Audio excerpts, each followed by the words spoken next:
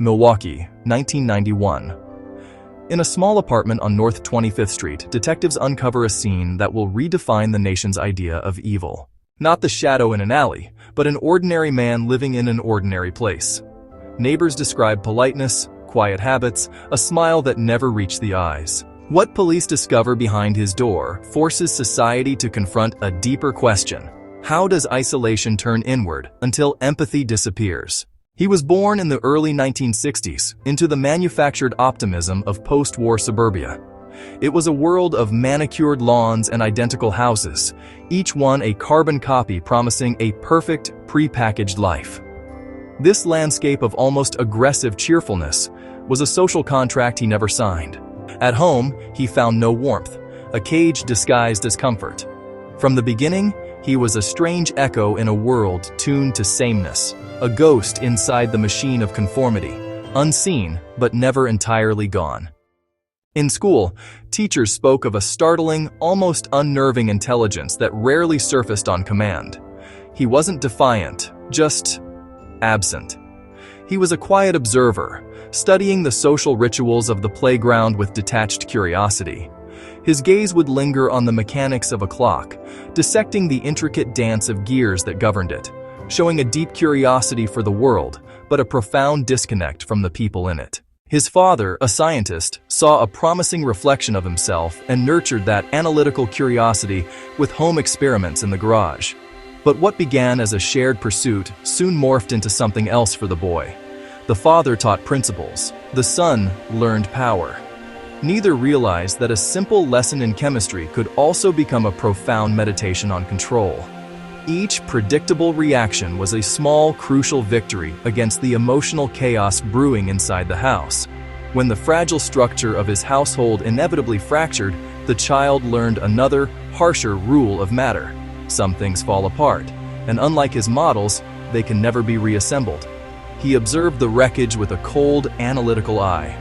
Loneliness, once a visitor, became a permanent resident, hardening into the quiet, deliberate habit of solitude. Adolescence magnified his distance from others. The normal rituals of friendship felt like foreign languages. When he did reach out, rejection confirmed his isolation. Over time, imagination blurred with intention, a coping mechanism that became fixation. Mental health specialists would later call this convergence of fantasy and control a warning sign. Unaddressed, such internal worlds can incubate behaviors detached from empathy. In this case, that detachment culminated in violence, a tragedy born from secrecy and untreated illness. The focus of our story is not the acts themselves, but the silence that allowed them to happen. Throughout the 1980s, he moved through ordinary life almost invisibly, a ghost in the machine of the city. He deliberately chose unremarkable jobs that kept him isolated. Night shifts, backroom inventory, positions that demanded little interaction. He paid his rent on time and perfected the art of being forgettable, a blank face disappearing into the anonymity of the crowds. To his neighbors, he was just a quiet man, a presence felt only by his absence. His world shrank to a rigid set of patterns: work, drink, solitude. This predictable loop was his only defense, a fortress of routine built to keep the world out and his own demons in.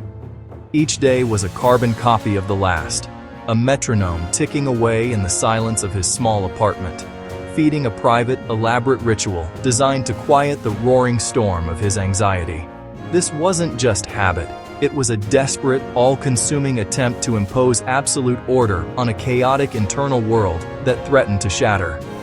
Clinical psychologists would later identify these years as a textbook case of escalating compulsion. Without therapy or social anchors to ground him in a shared reality, the mind can spiral inward, building its own logic.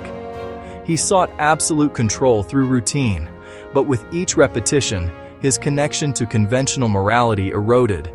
This process slowly, methodically, starved his conscience, replacing empathy with a cold, mechanical precision that no longer recognized right from wrong. The systems meant to protect society, law enforcement, neighbors, mental health services, occasionally glimpsed fragments. A strange comment, an odd habit, a brief unsettling encounter. But these were just disconnected data points, pixels without an image, easily dismissed as harmless eccentricities. They never coalesced into the whole terrifying picture. This wasn't from malice or neglect, but from a fundamental, almost hopeful disbelief that such profound darkness could exist, gestating quietly behind an ordinary door. Complaints of odors and noise brought officers to the building more than once. Each time, calm explanations and bureaucratic blind spots turned them away. Only in July 1991 did the facade collapse, an escape, a call for help, and finally, entry. Inside, investigators found evidence of methodical cruelty and meticulous record-keeping. Yet even among them, a question echoed louder than horror. How did no one see this sooner? The answer lies not in sensational motives, but in social blindness. We are trained to spot rage, not quiet desperation. In interviews, he spoke without anger or denial. His demeanor was emotionally flat, yet disturbingly logical. He didn't just recount horrific details. He rationalized them with a chilling precision, as if explaining the steps of a complex but necessary procedure. He viewed his victims not as people, but as objects, components in a grand, dark design of his own making. This demonstrated a complete and profound absence of remorse. Experts described a man who intellectually recognized right from wrong but felt emotionally detached from both concepts, as if observing his own life from a great, unbridgeable distance. His confession wasn't a story of a crime. It read like a laboratory report, meticulously detailed with timelines and methods, but utterly devoid of human feeling or consequence. Modern forensic psychology classifies this pattern as a dangerous convergence of a severe personality disorder and a powerful, all-consuming paraphilic compulsion. This is a critical distinction from legal insanity.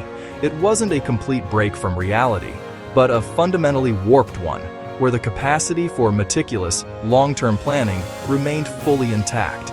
This made him exceptionally dangerous.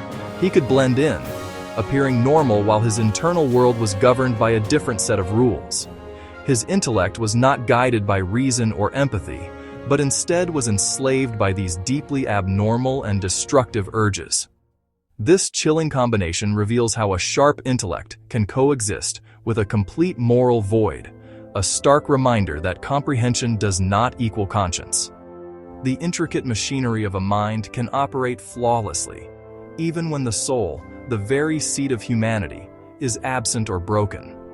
While one team of investigators cataloged the physical evidence of his crimes, another began the grim task of cataloging the warning signs scattered throughout his past. This was the process of creating a psychological autopsy. There was an early, morbid fascination with death, which later escalated into elaborate, detailed fantasies of control. This was compounded by a severe and escalating social withdrawal, substance abuse, and deep, untreated depression. Each was a quiet signal, a flare sent up from a growing internal crisis that was tragically misunderstood or dismissed, perhaps because on the surface he maintained a facade of functionality. Individually, these behaviors are often seen as troubled phases or cries for help. But when woven together by profilers, they formed a clear and terrifying trajectory, a detailed map leading directly to disaster. The path was laid out in a language of behavior and isolation, but no one knew how to read it until it was too late. In 1992, the court heard not only evidence, but anguish. Families demanded answers that psychology could only approximate. He accepted guilt, asking for death instead of freedom. The justice system granted neither mercy nor myth, only containment. 2 years later, his life ended in prison, violently, abruptly. For the families, it closed one chapter. For scholars, it opened decades of study into the mechanics of isolation and remorse. The building was demolished, leaving an intentional emptiness, a space that says, "We remember." Today the ground remains unbuilt, a silent classroom on the cost of indifference. What endures is not the criminal's name, but the imperative his story teaches. To notice the unseen, to take loneliness seriously, to treat estrangement before it metastasizes. Because evil seldom begins as spectacle. It begins quietly, in the neglected corners of ordinary lives. understanding that truth honors those who cannot speak for themselves. This has been Inside the Quiet Smile, Anatomy of Deception. In the next episode, we turn our gaze to the enigma of Ted Bundy, a man whose brilliance and charm masked unspeakable brutality. Investigators and psychologists grappled with the paradox he embodied, how intellect and empathy can coexist with predation. Beneath the surface of charisma lies the anatomy of manipulation, and beneath that, a question that still haunts us. How do you recognize evil when it smiles back at you? If you enjoyed this episode, please like, follow, and subscribe. And stay with us as we continue to explore the dark intersections of psychology, identity, and deception.